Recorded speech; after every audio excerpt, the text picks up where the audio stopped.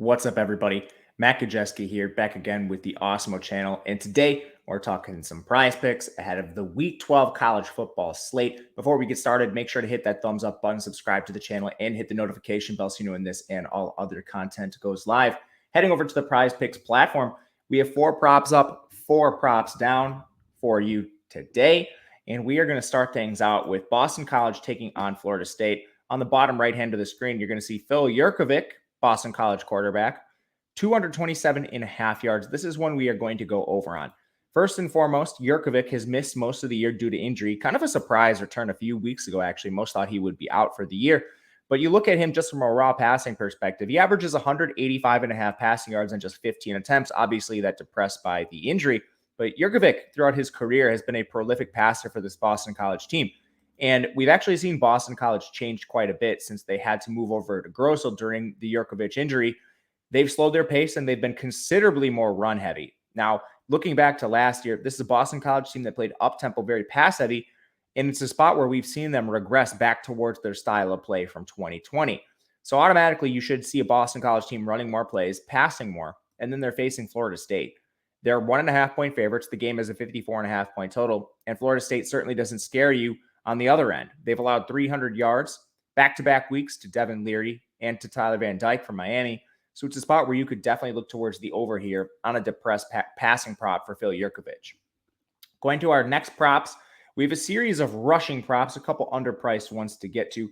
First one we are going to take a look at is TreVeyon Henderson for Ohio State, 92.5 rushing yards against Michigan State.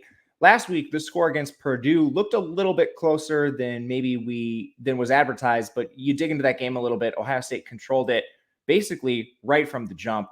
So the fact that TreVeyon Henderson saw limited opportunities in the game is not something I'm worried about, especially against Michigan State, a game that should be a little bit closer.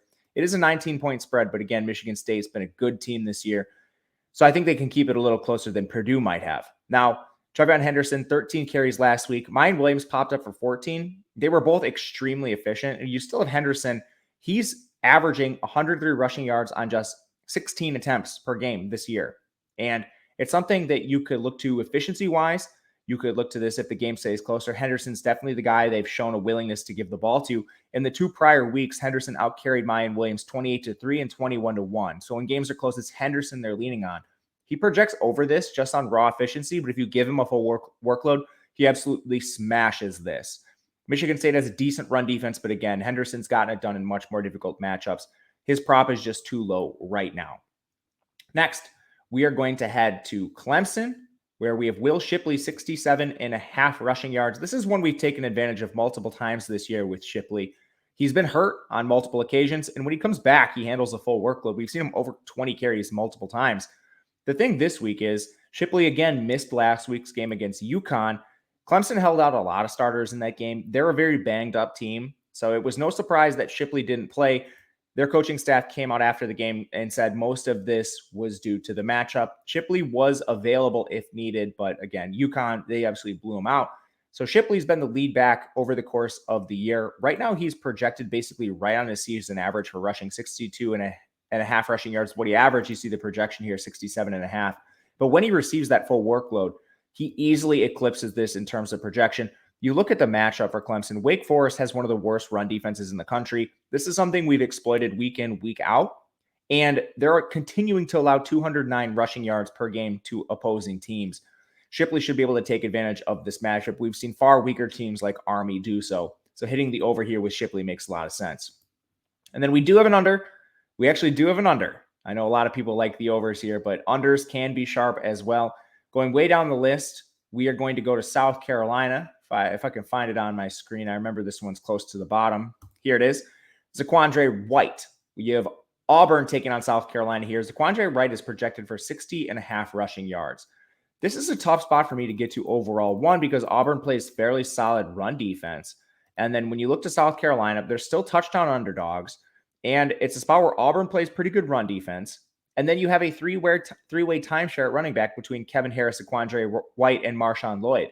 You have Zaquandre White averaging just 11.9 touches per game on the season. He has been the most efficient back, but he still hasn't carried the ball even as much as Kevin Harris over the last 2 games. And again, at best, this is going to be a three-way timeshare. So in a matchup where you don't have volume on your side, efficiency doesn't project to be there either in a tougher matchup. Plus your underdogs, which might just favor a passivity game script, under 60.5 rushing yards for Zaquandre White makes a lot of sense to me. But that'll do it for this week's prize picks. If you, let me know in the comment section, of course, who you guys like on prize picks. I would love to hear it. My name is Matt Gajewski. You can find me on Twitter at Matt_Gajewski. Thanks again to our friends at PrizePicks.